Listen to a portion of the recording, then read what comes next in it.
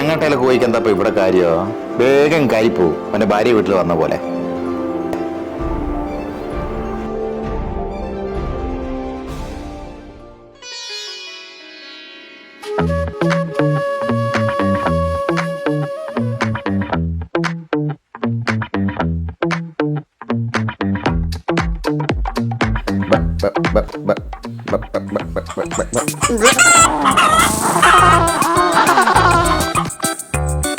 അല്ല പിന്നെ കുറെ കാലായി ഇവിടെ തന്നെ വന്ന് തൂറിയേക്കുന്നു.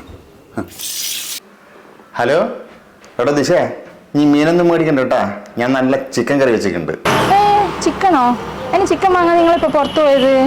അതൊക്കെ ഞാൻ പറയാടോ, നീ വേഗം പിള്ളേരെ കൂട്ടി ഇങ്ങ് വാ.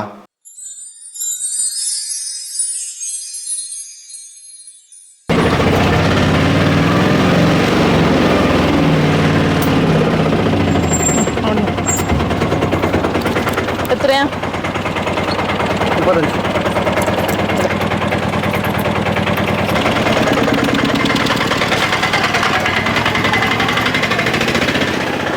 ഇതാ മോളെ നല്ല നാടൻ ചിക്കൻ കറി, നീ കഴിക്ക് മോളെ കഴിക്ക്.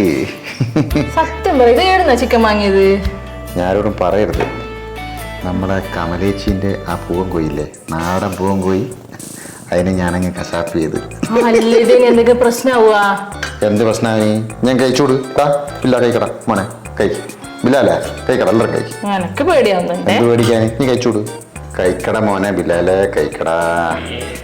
കഴിക്ക്. കമലേച്ചിന്റെ ഈ കോഴി ഞമ്മക്ക് തിന്നാനാ യോഗം. പക്ഷേ അടിച്ചു മാറി അങ്ങനെ കഴിക്കുക. എന്നാലും എനിക്കൊരു ചെറിയ പേടിയില്ല. പേടിക്കണ്ടോ? എന്ത് പേടിക്കാനായത്? കമലേച്ചി കോഴീനെ അന്വേഷിച്ച് വന്നാലോ? കമലേച്ചിട്ട് പോവാൻ പറയടോ.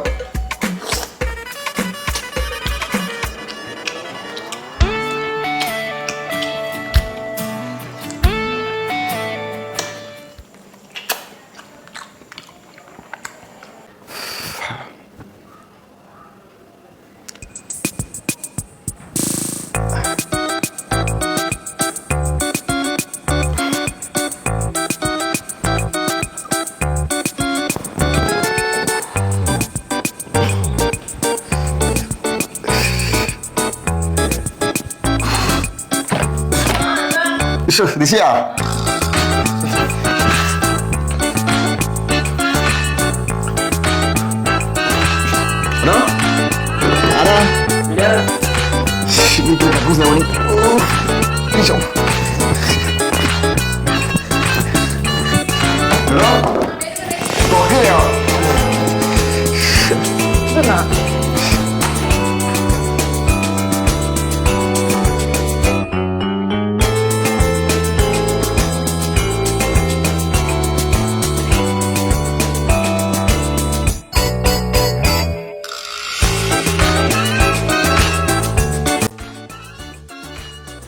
ചിക്കൻ കറി കഴിച്ചതിന് ശേഷം വയറ്റിനെന്തോ സുഖമില്ലാത്ത പോലെ ഉണ്ട്.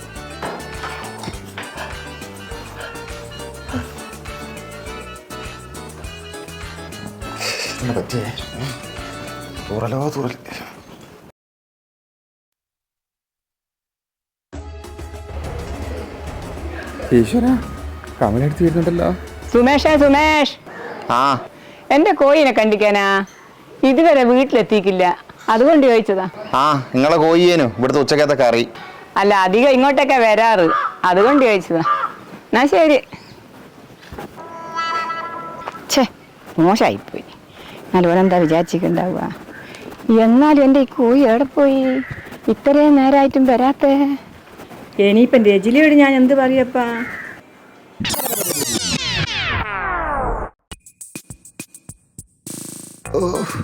ഇവിടെ തൂറാനായിട്ട് വരുന്ന കമലെടുത്തിന്റെ കോഴി ഇപ്പൊ നമ്മളെയാണല്ലോ തൂറിക്കുന്നത്.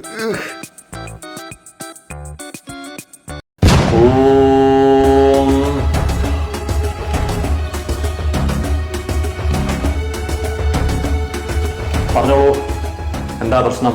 സ്വാമി, ഒരു ദുർബല നിമിഷത്തിൽ ഞങ്ങളെ വീടിന്റെ തൊട്ടടുത്തുള്ള ഒരു കമലേച്ചിയുടെ പൂവൻ കോഴിയെ ഞങ്ങൾ അറിയാതെ കറി വെച്ച് കഴിച്ചുപോയി. ആ കോഴിയെ കഴിച്ചതിന് ശേഷം ഞങ്ങൾക്ക് എല്ലാവർക്കും തൂറ്റല. ഇപ്പം ചോരയാ തൂറുന്നത്. കാണിക്കാത്ത ഡോക്ടറില്ല, ഒരു സുഖമില്ല. എന്റെ സ്വാമി മാത്രമേ ഒരാശ്രയമുള്ളൂ. എന്തെങ്കിലും ഒരു പ്രതിവിധി ചെയ്തു തരണം സ്വാമി. ഓഹോ, അപ്പോ കേസ് മോഷണമാണല്ലേ?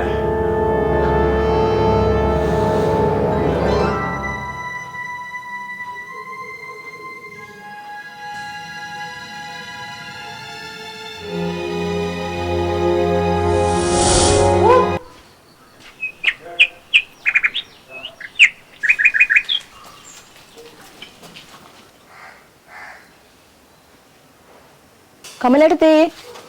ആ എന്താ എൻ്റെ ചില പിന്നെ എനിക്കൊരു നാടൻ പൂവൻ കോഴി വേണേനു. നിങ്ങൾ അറിവ് എവിടെയും കൊണ്ടാ ഇവിടെ? എൻ്റെ അറിവിൽ ഇവിടെ എവിടെയും കോഴി ഇല്ലാനിടൂ. ഒലച്ചൊക്കെ ഇടുന്ന ഒരു കോഴി കൂന്നാക്കാം, ഏർത്തിയാന്നായിരിക്കറിയാം. അല്ല കമലെടുത്തി, നിങ്ങളെടുക്ക് ഒരു പൂവൻ കോഴിയില്ലേനാ? എനിക്കൊരു മരുന്നുണ്ടാക്കാൻ വേണ്ടിയിട്ടേനു. നിങ്ങൾ അതിനെ കൊടുക്കുന്ന? അത് പിന്നെ നിങ്ങൾക്ക് നല്ല വില തരാം. പുറത്ത് നാടൻ കോഴിക്ക് 800-900 റുപ്യ വിലയുണ്ട്. നിങ്ങൾക്ക് 2000 റുപ്യ തരാം, എന്നാലും കുഴപ്പമില്ല. 2000?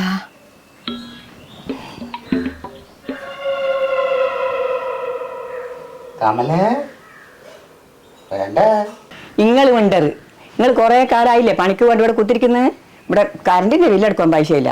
അന്നേരാ മോളെ ഈ 2000 റുപ്യ തരുമെങ്കിൽ ഈ വൈകുന്നേരം ഒരു 5 മണിക്ക് അങ്ങനെ വന്നോ. ഇപ്പം കോഴി പുറത്താള്, അപ്പോഴത്തേക്ക് കോഴി വരും. ഓ സമാധാനമായി കമലെടുത്തി. മരുന്നുണ്ടാക്കാനേ നല്ല നാടൻ കോഴി തന്നെ വേണം. അതുകൊണ്ടാ. എന്നാ ഞാൻ വൈകുന്നേരം 5 നമുക്ക് വരാം. എന്താ എന്നാ ശരിയേ?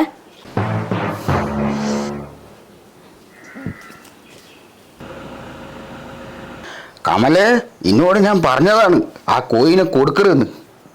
ആ കോയിനെ കൊടുത്താൽ ഇനി അനുഭവിക്കുന്നു. ഇനി എല്ലാം മറന്നുപോയല്ലേ? എന്ത് മറന്നെന്ന്? ഞാനൊന്നും മറന്നിട്ടില്ല. പിന്നെ മറന്നതുകൊണ്ടല്ലേ നീ 2000 റുപ്യ എന്ന് കേട്ടപ്പോൾ എൻ്റെ കണ്ണ് മഞ്ഞളിച്ചേ. നിങ്ങൾ ഉദ്ദേശിച്ചെന്താന്ന് എനിക്ക് മനസ്സിലായിക്ക്. ഞാനൊന്നും മറന്നിക്കൊന്നുമില്ല. പണ്ട് ഞാൻ കോഴീനെ വിരിയിച്ചപ്പോൾ അതിൽ നിന്നൊരു കോഴി അടുപ്പിൽ വീണിട്ട് കാല് പൊള്ളിക്കേനു. അന്നേരം ഞാനൊരു നേർച്ച പറഞ്ഞിട്ട്, എൻ്റെ ഈ കോഴി നല്ല രീതിയിൽ ജീവിക്കുവാണെങ്കിൽ ഈ കൂട്ടത്തിൽ ഏതെങ്കിലും ഒരു പൂവൻ കോഴി ഉണ്ടെങ്കിൽ ഞാൻ അട്ടക്കുളം ദേവിക്ക് നേർച്ച ചെയ്യാന്ന്. അതല്ലേ? അതിന് ആ കൂട്ടത്തിൽ ആകെ ഉണ്ടായിരുന്ന ആ പൂവൻ കോയിനെയാണല്ലോ ഇനി 2000 റുപ്യക്ക് വേറൊരാൾക്ക് വിൽക്കാൻ നോക്കുന്നത്.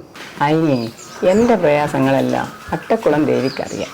ഞാൻ അടുത്ത പ്രാവശ്യം കോഴിനെ വിരിയിക്കുമ്പോൾ അതിൽ പൂവൻ കോഴി ഉണ്ടെങ്കിൽ അതിലൊന്നിനടുത്ത് ദേവിക്ക് കൊടുത്താൽ പോരാ? അങ്ങനെയൊന്നുമല്ല മോളെ. ഇനി ഏതിനെയാണോ നേർച്ച പറഞ്ഞത് അതിനെ തന്നെ കൊടുക്കണോ? അല്ലാണ്ട് എനിക്ക് തോന്നുന്ന സമയത്ത് തോന്നുന്നതിനെ പിടിച്ചു കൊടുത്താൽ പോരാ. കേട്ടുക. ഇങ്ങനെ വെറുതെ ഇരുന്നിട്ട് ഓരോന്ന് തോന്നുന്നുണ്ടാ? നിങ്ങൾക്കിപ്പം വലത്തെ കൈക്കല്ലേ സുഖമില്ലാണ്ടുള്ളൂ. നിങ്ങൾക്ക് ഇടത്തെ കൈ കൊണ്ട് എടുക്കാൻ പറ്റിയ പണി എന്തെങ്കിലും ഉണ്ടോ എന്ന് ഞാനൊന്ന് നോക്കട്ടെ. കമലേ, ഇനി എല്ലാവരോടും കളിക്കും പോലെ അട്ടക്കുളം ദേവിയോട് കളിക്കണ്ടെന്ന് മാത്രമേ ഞാൻ ഉദ്ദേശിച്ചുള്ളൂ. ആരോട് പറയാ? ഇനിയിപ്പോ ഇടത്തെ കൈ കൊണ്ട് എടുക്കാൻ പറ്റിയ എന്തെങ്കിലും പണി ഒപ്പിച്ചുകൊണ്ട് വരുമോ കമല?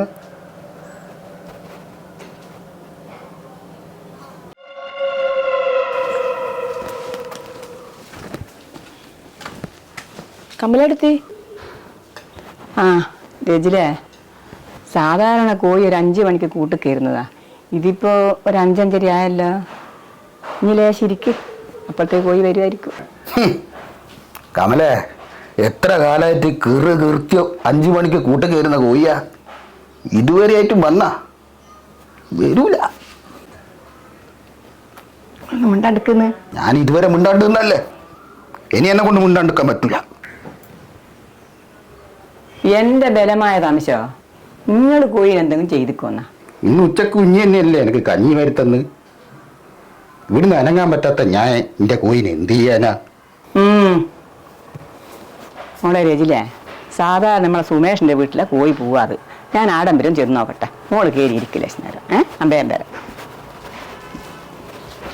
എടോ, അതിനെ ഏടെ നോക്കിയിട്ടും കാര്യമില്ല. അതിനെ അട്ടക്കുളം ദേവി കൊണ്ടുപോയി.